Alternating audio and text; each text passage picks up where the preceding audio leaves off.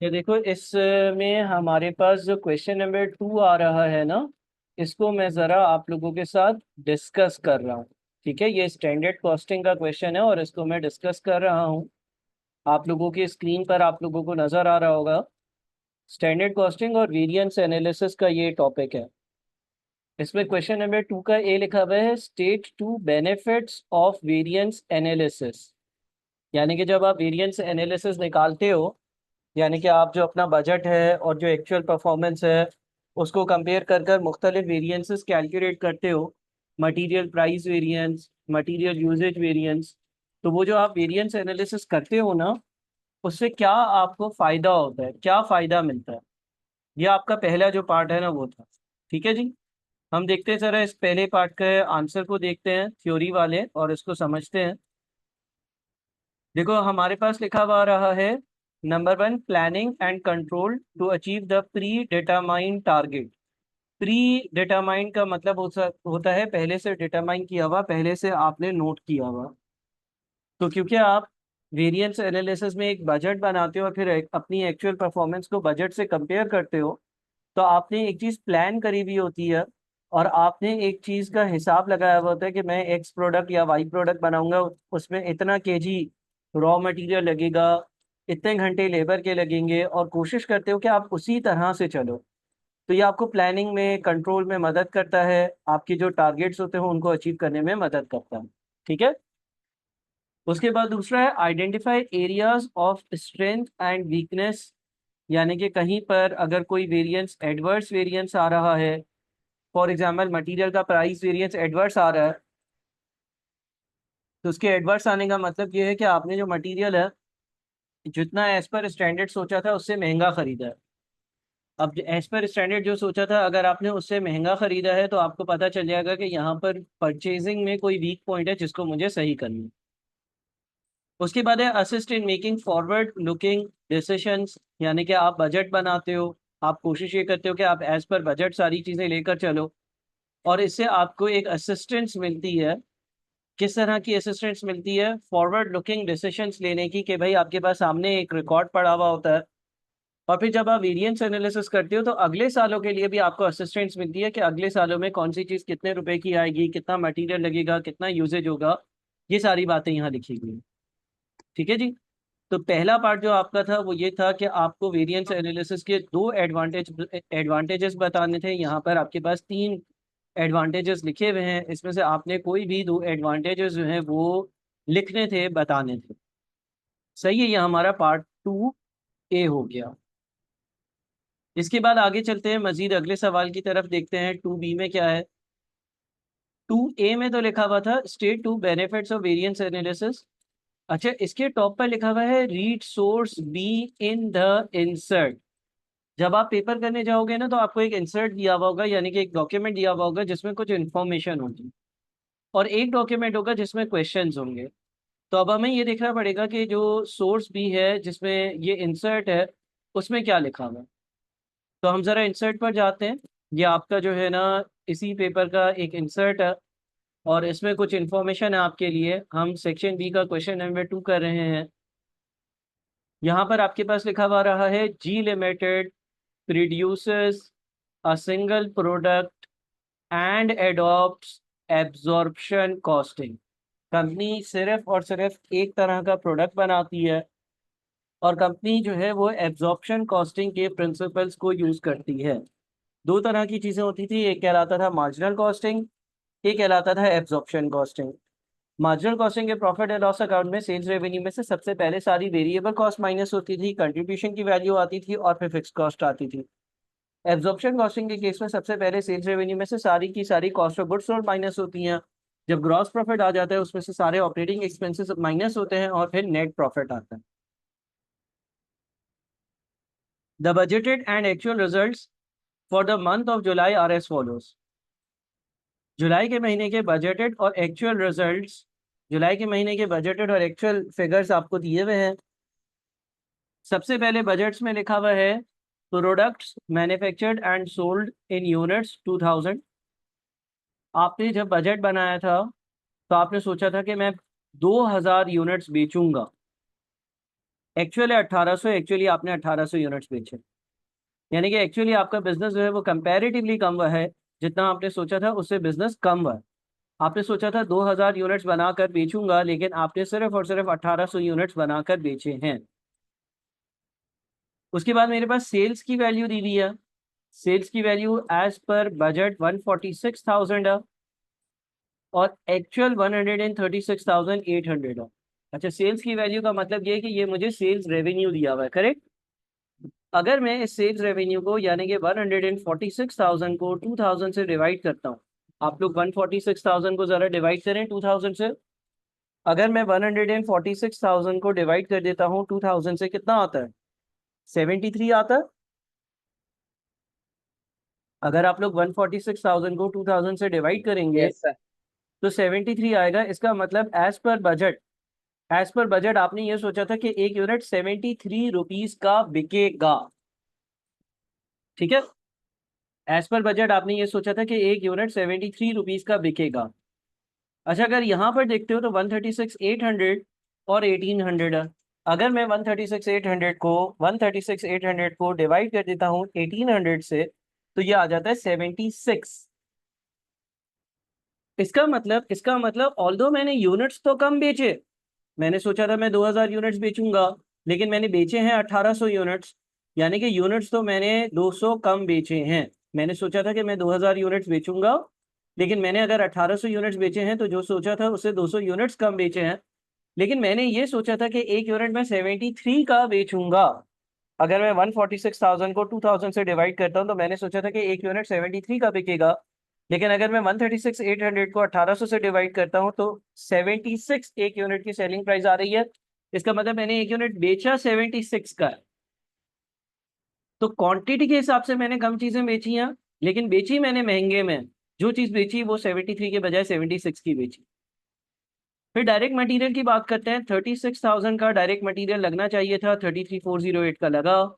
Direct labour 64,000 और 58,752। Fixed overheads 32,000 और 33,920। और टोटल कॉस्ट का मतलब ये कि इन सबको ऐड किया होगा।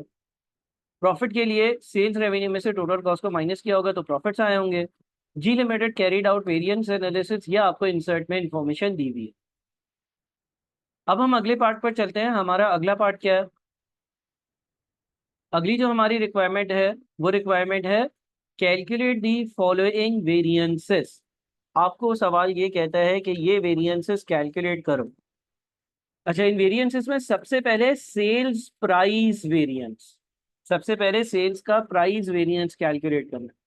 अब सेल्स प्राइस वेरिएंस का क्या मतलब होता है? सेल्स प्राइस वेरिएंस का मतलब होता है वो फायदा या नुकसान जो आपकी सेलिंग प्राइस कम या ज्यादा होने की वजह से आपको हासिल हुआ। अब मुझे एक बात बताओ, सेल्स प्राइस बजटेड कम थी, है ना। एज पर बजट मैंने क्या सोचा था कि एक यूनिट कितने का बेचूंगा? 73 का बेचूंगा। एज पर बजट मैंने ये सोचा था कि एक यूनिट मैं 73 का बेचूंगा, लेकिन एक्चुअली मैंने एक यूनिट 76 का बेचा। तो इसका मतलब जो सोचा था हर यूनिट उससे 3 रुपए ज्यादा में बेचा है। इसी बेसिस पर आपका सेल्स प्राइस वेरिएंस कैलकुलेट होगा। आप सेल्स प्राइस वेरिएंस कैसे निकालोगे? मैं ज़रा इसको एक एक्सेल की शीट में थोड़ी सी आप लोगों के साथ जो है वो वर्किंग और डिस्कशन भी कर देता हूँ।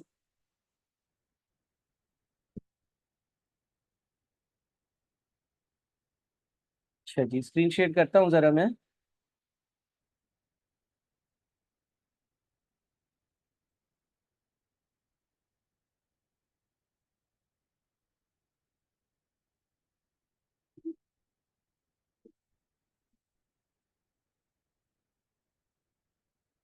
चलिए जी, देखिए आपका जो सेल्स प्राइस वेरिएंस होगा ना, सेल्स प्राइस वेरिएंस, उसको कैलकुलेट करने का तरीका होगा actual units multiplied by actual selling price minus standard selling price. अब एक्चुअल यूनिट्स कितने हैं? एक्चुअल यूनिट्स कितने हैं? आपने एक्चुअली कितने यूनिट्स बनाकर बेचे? आपने एक्चुअली 1800 यूनिट्स बनाकर बेचे। एक्चुअल सेलिंग प्राइस, आपने एक्चुअली एक यूनिट कितने का बेचा? 76। सोचा क्या था कितने का बेचोगे? 73। विच मीन्स हर यूनिट आपने जो सोचा था उससे 3 रुपए ज्यादा में बेचा है। आपकी जो एक्चुअल सेलिंग प्राइस है वो 76 है, स्टैंडर्ड सेलिंग प्राइस 73 है, ये अभी हमने डिस्कस किया। तो हर यूनिट 3 रुपए ज्यादा में बेचा है, लिहाजा 1800 यूनिट्स हमने 3 रुपए ज्यादा में बेचे। तो 3 × 1800 इज 5400। तो 5400 का ये क्या आएगा, फेवरेबल। बात समझ में आई? सेल्स प्राइस वेरिएंस जो है उसके लिए आप ये देखते हो कि आपने क्या सोचा था कि एक यूनिट कितने का बेचोगे और आपने एक यूनिट कितने का बेचा। जो इसका डिफरेंस है, आपने 3 रुपए ज्यादा में बेचा और 1800 यूनिट्स आपने हर यूनिट 3 रुपए ज्यादा में बेचा, तो टोटल 5400 रुपए का ये फेवरेबल वेरिएंस आ रहा है। यानी कि आपने चीजें जो है वो ज्यादा में बेची हैं। ठीक है, ये आपका पहला वेरिएंस हो गया। और मैंने आप लोगों को वेरिएंसेस की शीट भी दी है जिसमें सारे वेरिएंसेस के फॉर्मूले लिखे हुए। अगली रिक्वायरमेंट क्या थी, sales volume as a measure of change in profit. Sales volume variance as a measure of change in profit का मतलब ये है कि जो आपका वॉल्यूम था, यानी कि जो आपके नंबर ऑफ यूनिट्स थे, वो जो आपने सोचे थे उससे कम बिके हैं या ज्यादा बिके हैं, और उसके कम या ज्यादा बिकने पे कितना फायदा या नुकसान हुआ है। तो हमने सोचा था कि हम 2000 यूनिट्स बेचेंगे, लेकिन हमने बेचे कितने यूनिट्स हैं, 1800। यानी कि हमने यूनिट्स कम बेचे हैं या ज्यादा, बताइएगा। हमने सोचा था कि हम 2000 यूनिट्स बेचेंगे लेकिन हमने 1800 यूनिट्स बेचे। इसका मतलब ये हो गया कि ये एक एडवर्स वेरिएंस होना चाहिए, क्योंकि हमने जो यूनिट्स बेचे हैं ना वो कंपैरेटिवली कम बेचे हैं, कंपैरेटिवली कम बेचे हैं। अच्छा, एज पर बजट प्रॉफिट कितना आ रहा है, एज पर बजट प्रॉफिट कितना आ रहा है, 14,000 रुपये आ रहा है, जो आपका फाइनल प्रॉफिट आ रहा है। देखो, अगर मैं बजटेड इंफॉर्मेशन लिखता हूँ तो मैंने 2000 यूनिट्स बेचे हैं, सॉरी सोचा था बेचूंगा, और एक्चुअली 1800 यूनिट्स बेचे। और मैंने ये सोचा था कि जब मैं 2000 यूनिट्स बेचूंगा तो मेरा जो प्रॉफिट होगा ना वो 14,000 रुपये होगा। इसका मतलब ये हो गया कि स्टैंडर्ड प्रॉफिट पर यूनिट कितना है, standard profit per unit.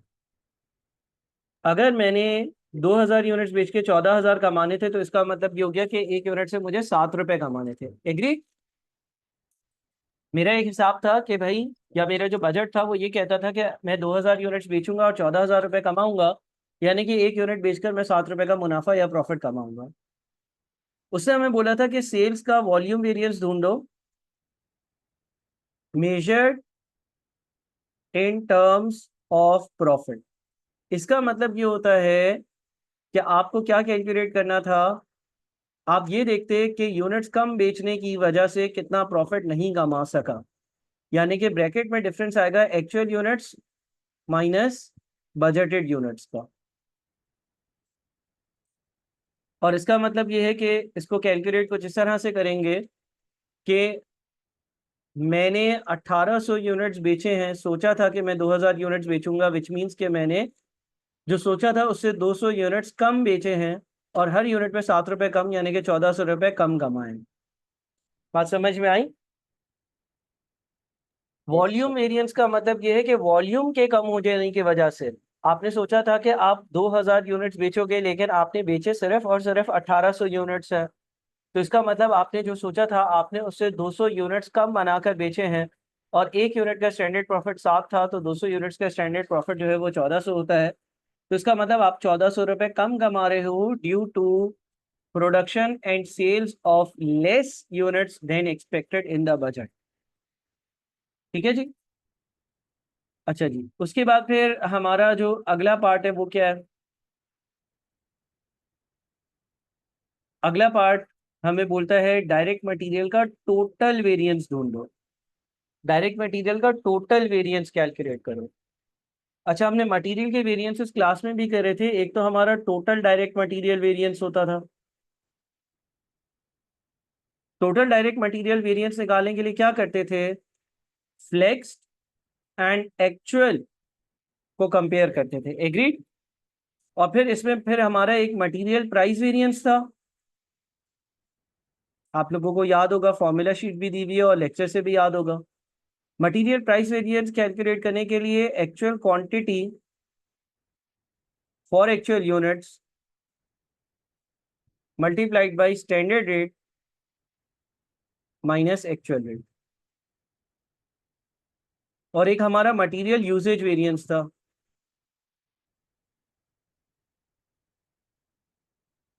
Material usage variance के लिए बाहर स्टैंडर्ड रेट आता था, ब्रैकेट में आपके पास standard quantity for actual units minus actual quantity for actual units.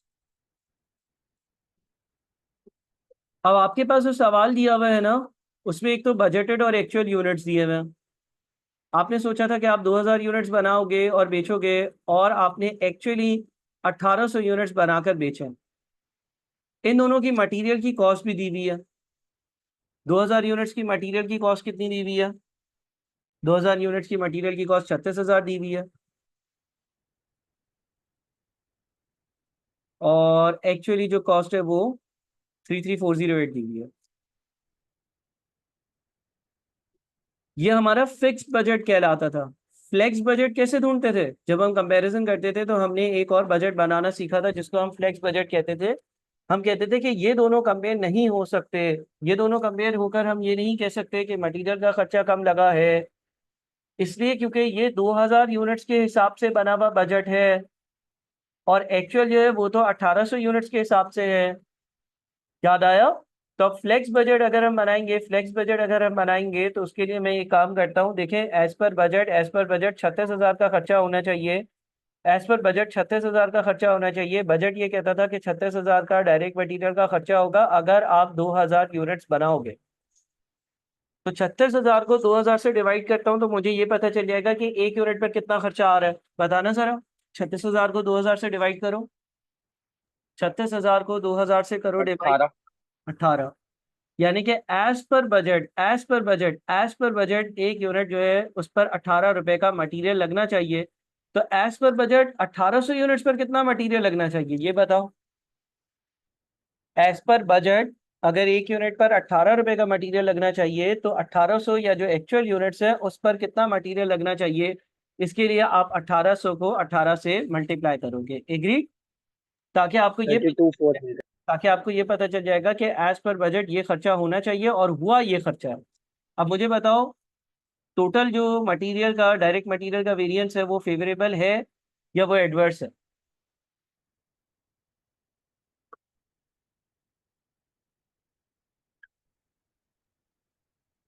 As per budget as per budget 1800 units बनाने के लिए 32,400 रुपये लगने चाहिए।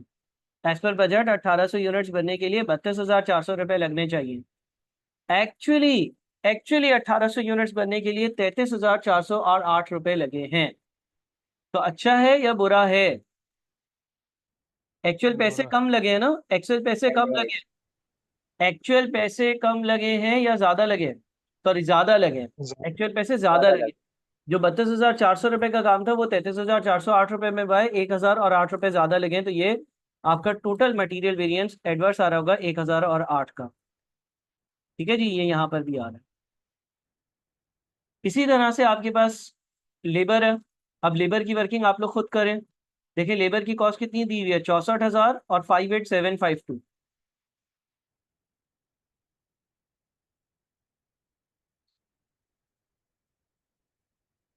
58,752। ठीक है, बताओ क्या करेंगे? क्या इन दोनों को कंपेयर करेंगे? नहीं। ये 64,000 तो 2000 यूनिट्स के बजट के हिसाब से है। पहले इसको एडजस्ट करेंगे ना। पहला स्टेप क्या होगा बताओ?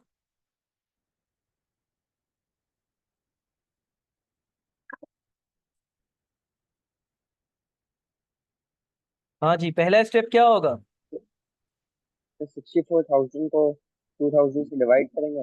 64,000 को 2000 से डिवाइड करेंगे तो हमें पता चल जाएगा कि एज पर बजट एक यूनिट पर कितना लेबर लगना चाहिए, और ये आ रहा है 32। फिर क्या करेंगे?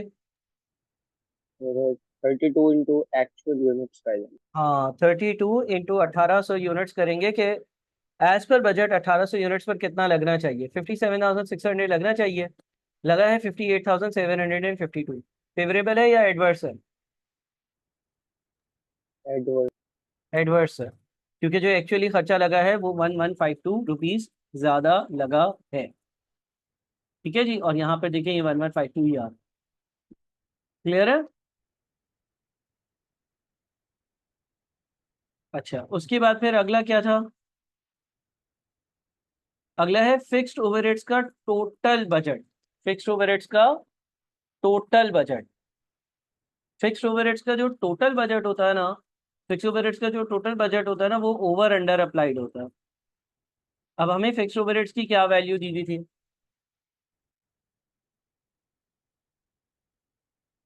फिक्स्ड ओवरहेड्स का जो हमें अमाउंट दिया हुआ है सवाल में, वो कितना दिया हुआ है? फिक्स्ड ओवरहेड्स का हमें जो अमाउंट दिया हुआ है सवाल में, वो दिया हुआ है 32,000। Overheads absorption rate, overheads absorption rate या ओ ए आर कितना आएगा? फिक्स्ड ओवरहेड्स जो है ना, फिक्स्ड ओवरहेड्स, उसका टोटल अमाउंट 32,000 रुपये दिया हुआ है। ओवरहेड्स एब्जॉर्प्शन रेट कितना आएगा?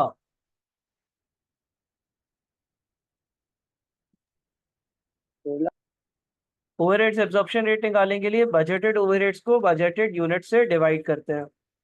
ठीक है, ओवरहेड्स एब्जॉर्प्शन रेट निकालने का तरीका होता था कि हम बजटेड ओवरहेड्स को बजटेड यूनिट से डिवाइड कर दें। सॉरी, बजटेड यूनिट से हमारे 2,000, तो 32,000 को हम 2,000 से डिवाइड कर देते हैं तो हमारे पास ओवरहेड्स एब्जॉर्प्शन रेट 16 आ जाता है। फिर एब्जॉर्ब्ड कैसे निकालते थे? एब्जॉर्ब्ड कैसे निकालते थे? ओ ए आर को मल्टीप्लाई कर देते थे एक्चुअल यूनिट से। एब्जॉर्ब निकालो, कैसे आता था? O A R, overheads absorption rate multiplied by actual units. Overheads absorption rate multiplied by actual units. Overheads absorption rate 16 है और एक्चुअल यूनिट्स जो है ना वो 1800। तो ओवरहेड्स एब्जॉर्प्शन रेट यानी कि 16 मल्टीप्लाइड बाय 1800 कितना आएगा?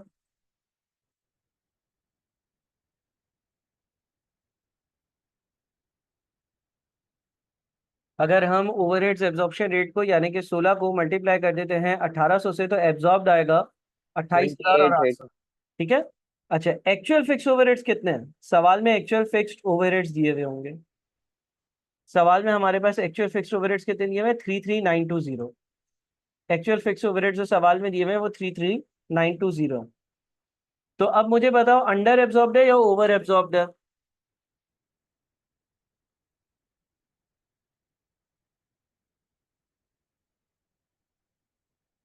अंडर एब्जॉर्ब्ड है या ओवर एब्जॉर्ब्ड है? अंडर एब्जॉर्ब्ड है। कितना अंडर एब्जॉर्ब्ड है?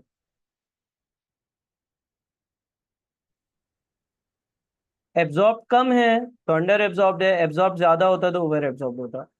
5,120 रुपए, 5,120 रुपए अंडर एब्जॉर्ब्ड है। और अगर अंडर एब्जॉर्ब्ड होते ना तो प्रॉफिट एंड लॉस अकाउंट में एज अ एक्सपेंस जाते हैं। ठीक है, और इसीलिए ये एक एडवर्स वेरिएंस है। बात समझ में आई? फिक्स ओवरहेड्स का जो वेरिएंस होता है, अगर वो अंडर एब्जॉर्ब्ड है तो एडवर्स है, और ओवर एब्जॉर्ब्ड है तो क्योंकि वो as a profit and loss account में इनकम जाता है तो वो फेवरेबल होता है। सही है? अच्छा। अच्छा, इसके फॉर्मूले वगैरह भी मैंने आप लोगों को दिए हुए हैं। अब देखते हैं फर्दर, एक और आगे सवाल आ रहा है। सी पार्ट क्या है भाई? Each unit required two standard labor hours. The actual labor hours are 3, 4, 5, 6. Explain the likely reason for the direct labor total variance calculated in B4. Support your answer with the calculations of other relevant variances. बोलते हैं each unit requires two standard labor hours. एक unit बनने के लिए 2 घंटे लगने चाहिए। The actual labor hours are 3, 4, 5, 6. और एक्चुअल जो लेबर के घंटे लगे हैं वो 3,456 लगे हैं। Explain the likely reason for the direct labor total variance calculated in B4 support your answer with the calculations of other relevant variances. हम दोबारा से लेबर पे आते हैं, हम दोबारा से थोड़ा सा डिटेल में लेबर के वेरिएंसेस को देखते हैं। मैं सबसे पहले तो लेबर से रेलेवेंट चीज़ें जो है वो एक जगह पर पेस्ट कर देता हूँ।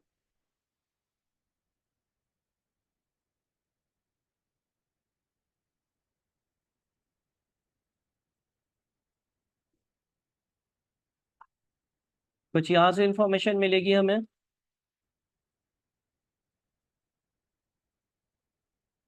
और कुछ इंफॉर्मेशन इस रिक्वायरमेंट में।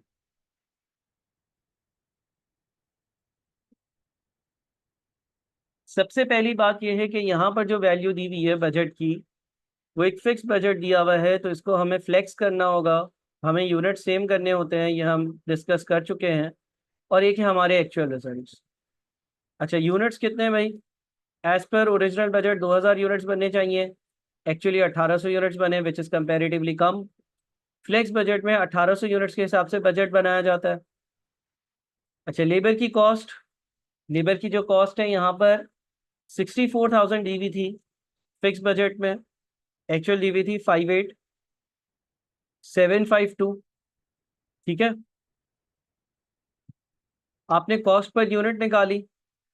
कॉस्ट पर यूनिट कैसे निकाली आपने? आपने बोला भाई 64,000 2000 यूनिट्स पे लगे हैं, तो 32 हो गया। फ्लेक्स बजट में वही कॉस्ट यूज होगी, और फ्लेक्स बजट की वैल्यू के लिए आप 32 को मल्टीप्लाई कर दोगे 1800 से, तो 57,600 आ जाएगा।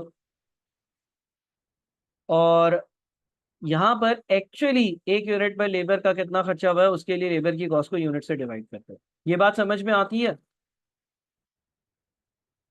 ठीक है, देखो ये वैल्यू हमें दी हुई थी, ये वैल्यू दी हुई थी, ये वैल्यू कॉस्ट पर यूनिट है, यानी कि टोटल हमने लेबर की जो कॉस्ट है उसको यूनिट से डिवाइड किया। फ्लेक्स बजट में सारी चीज़ें वही रहती हैं, सिर्फ यूनिट सेक्शन वाले होते हैं। तो ये हमने जो कॉस्ट निकाली है, 1800 यूनिट्स अगर होते 32 रुपए के हिसाब से, तो क्या कॉस्ट होती है ये निकाली। और उसके बाद मैंने ये एक्चुअल रिजल्ट निकाले। अच्छा, मेरा जो टोटल डायरेक्ट लेबर वेरिएंस आ रहा है, टोटल डायरेक्ट लेबर वेरिएंस आ रहा है, वो कैसे आ रहा है? टोटल डायरेक्ट लेबर वेरिएंस ऐसे आ रहा है कि एज पर फ्लेक्स बजट 57,600 लगने चाहिए थे, लेकिन 58,752 लगे हैं। तो ये वेरिएंस कितना आ रहा था? 57,600 का खर्चा 1800 यूनिट्स में उन्होंने होना चाहिए, 58,752 का खर्चा हुआ है, यानी कि 1152 खर्चा ज़्यादा हुआ, 1152 का एडवर्स है। ये बात समझ में आती है?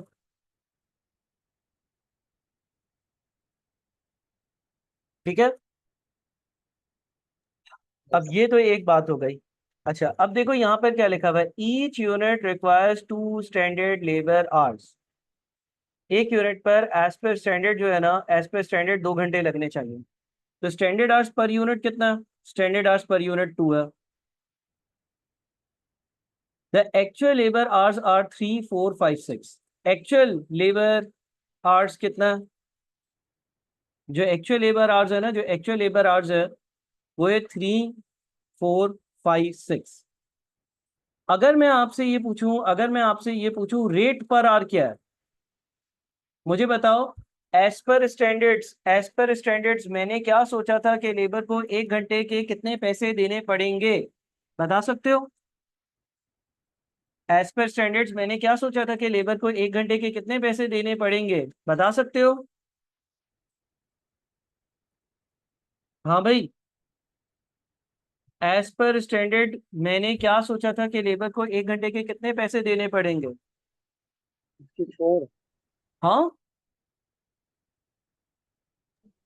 64,000। देखो मेरी बात गौर से सुनो। Rate per hour, rate per hour, 1 घंटे के कितने पैसे लेबर को दे रहा हूँ। देखो, एक यूनिट पर लेबर की कॉस्ट 32 रुपए लगती है, एक 16 यूनिट 16। की कॉस्ट 32 रुपए लगती है, गौर से सुनो। एक यूनिट पर लेबर की कॉस्ट 32 रुपए लगती है, और एक यूनिट बनाने के लिए एज पर स्टैंडर्ड लेबर कितने घंटे काम करता है? एक यूनिट दो बनाने के घंटे लिए 32 रुपए दो लेता है, घंटे और 2 घंटे दो काम करता है, तो इसका मतलब 1 घंटे के कितने लेता होगा? 32 2 घंटे के हैं, एक 1 घंटे के 16 लेता होगा। ठीक है, सॉरी अगर अगर वो 2 घंटे के 32 रुपए लेता है, एक यूनिट 2 घंटे में बनाता है और 32 रुपए लेता है, तो 1 घंटे के 16 रुपए लेता होगा। अच्छा, अब जरा यहाँ पर आओ, यहाँ पर आ जाओ एक्चुअल में आवर्स पर यूनिट। 3456 आवर्स में, 3456 आवर्स में कितने यूनिट्स बने? 1800 यूनिट्स बने। तो एक यूनिट कितनी देर में बनता होगा? टोटल आवर्स को यूनिट से डिवाइड कर दूं। 3456 आवर्स में 1800 यूनिट्स बनते हैं, तो इसका मतलब एक यूनिट बनता होगा 1.92 आवर्स में। बात समझ में आई कोई? 3456 आवर्स में 3456 आवर्स में 1800 यूनिट्स बनते हैं, तो इसका मतलब एक यूनिट 1.92 आवर्स में बनता होगा, 1.92 आवर्स में बनता होगा। ठीक है। अच्छा, उसके बाद फिर मुझे ये भी बता दो कि रेट पर आवर क्या होगा? रेट पर आवर क्या होगा? या तो आप ऐसे कैलकुलेट कर सकते हो कि आपने 58,750 रुपीज लेबर को टोटल दिए हैं, कितने घंटे के? 3,456 घंटों के। मैंने 58,752 रुपीज लेबर को दिए हैं, 58,752 रुपीज मैंने दिए हैं 3,456 घंटों के, तो एक घंटे के बन गए 17 रुपए। या फिर आप ऐसे कैलकुलेट कर लो कि मैं एक यूनिट के 33 रुपीज दे रहा हूँ और एक यूनिट 1.92 आवर्स में बन रहा है, तो इस तरह से भी ये 17 हो जाता है। समझ में आई बात? 17.18 17, 0.18। एग्जैक्ट 17 आ रहा है। मैंने डेसिमल्स मूव कर कर भी देख लिया, देखो एग्जैक्ट। 33 divide by 1.92। अच्छा, ये थोड़ा सा डेसिमल्स में रह गया था, ये 32.64 है, 32 पॉइंट। Okay okay. ठीक है। अच्छा, अब देखो एक वेरिएंस कहलाता है डायरेक्ट लेबर रेट वेरिएंस। आपके पास फॉर्मूला शीट मौजूद है, उसमें लिखा हुआ होगा actual hours for actual units into standard rate minus actual rate. अब मुझे एक बात बताओ, मैंने सोचा था कि एक घंटे के 16 रुपए लेबर को दूंगा। मैंने सोचा था कि एक घंटा लेबर काम करेगा तो उसको 16 रुपए दूंगा, लेकिन मैंने एक घंटा लेबर ने काम किया है तो उसको 17 रुपए दिए हैं। अच्छा है या बुरा है? सोचा था कि एक बुरा घंटे है। 16 रुपए दूंगा, दिए 17 रुपए।